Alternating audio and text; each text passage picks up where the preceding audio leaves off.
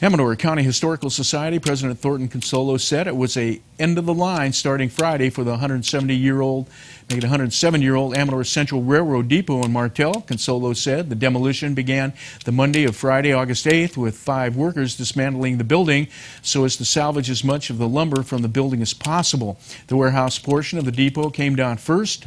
All of the walls of the depot were mostly down by Tuesday, August 14th. Consolo said the depot was built in 1905 and operated under the Eastern and Ione Railroad, Amador Central Railroad, and the Foothill Railroad until about 2002.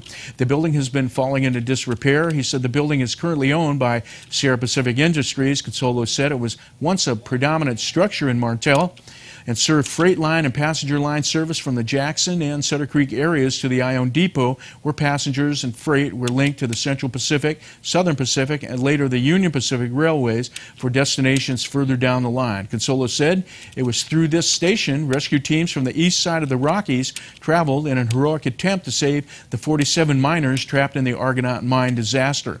The Amador Central Depot will be remembered for its historical link from our foothill homes and lumber mills to the cities to the west. The historic Amador Central rail line still exists between State Highway 88 at Ridge Road near Martell and the Ione Depot. He said the line is owned and maintained by a partnership of the Amador County Historical Society and the Recreational Railroad Coalition of Historic Society. He said the Ione Depot is currently being rescued from demolition in Ione under the efforts of the City of Ione and the Amador County Historical Society. Stay with us. More news on the other side of the break.